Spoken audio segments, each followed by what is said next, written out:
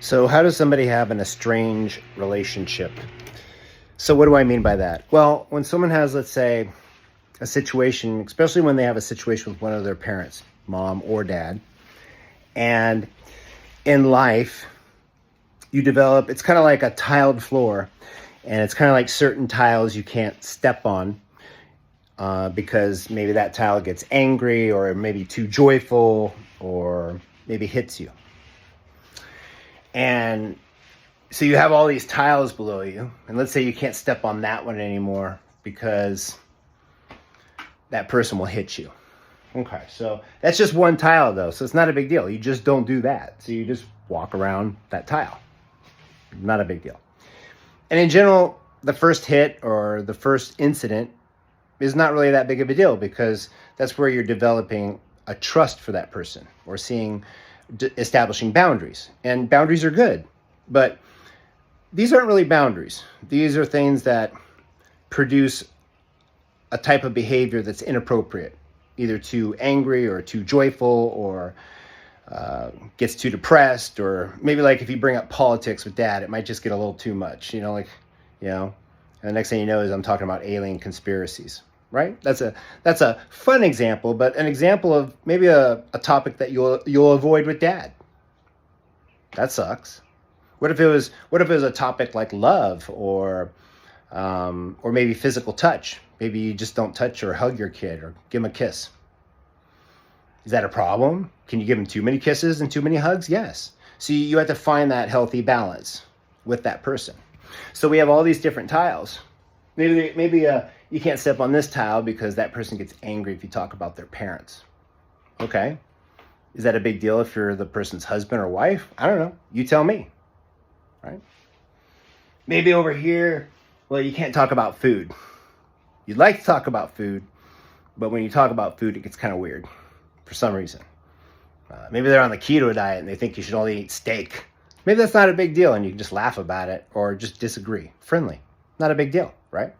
But what if it's something like someone that weighs like 800 pounds and every time you talk about food, they just get really weird about it. Like it's not a fun conversation with that person. Not because you're insecure about their weight, but because maybe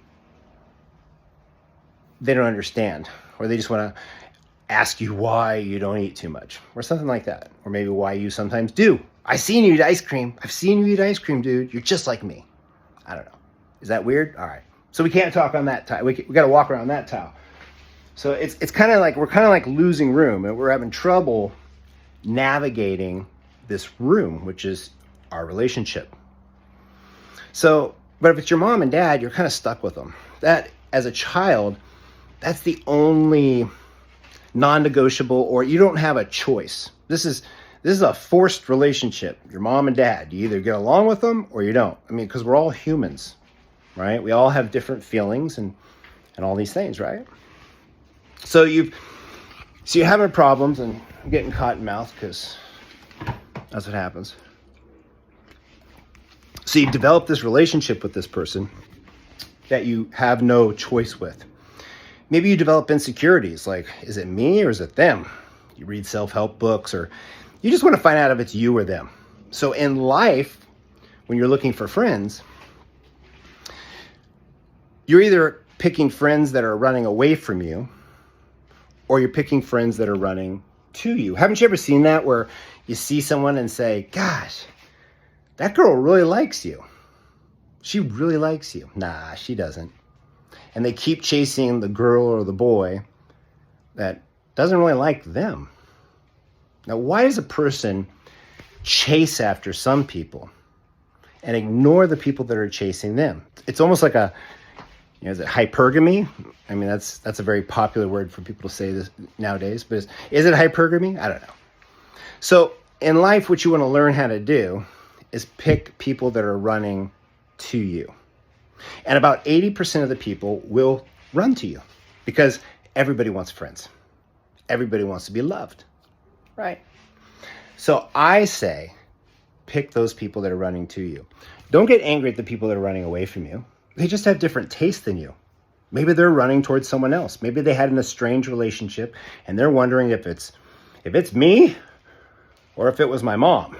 So they're going to go off and they're going to try to find another difficult person to win over or to just experiment with and to see if it's them.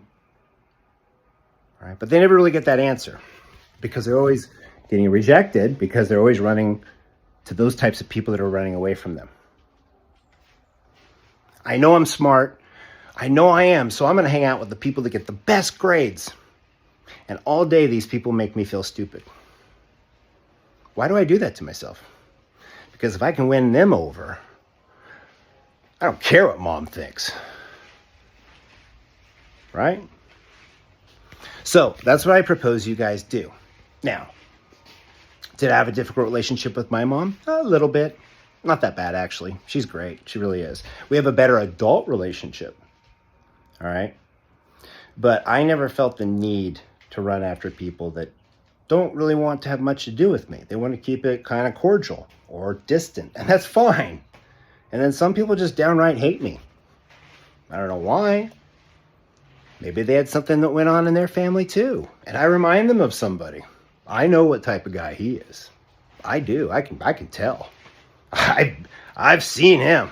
I've heard that before. Whew. It could be the way you smell. Smells just like my dad after he beat me up. Or whatever happened.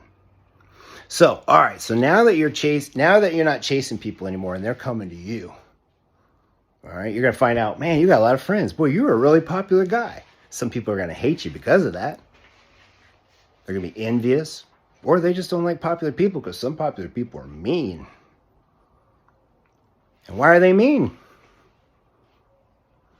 So we could talk about this all day, but I hope you enjoyed this little talk. And I hope somebody got something out of it. Take care.